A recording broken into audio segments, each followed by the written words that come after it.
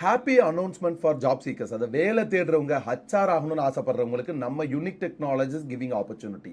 Coming 23rd Saturday morning 11 to 5 interview நடக்குது. So HR மேனேஜர்ஸ்க்கான opening. The interview pattern technical and communication and HR work nature.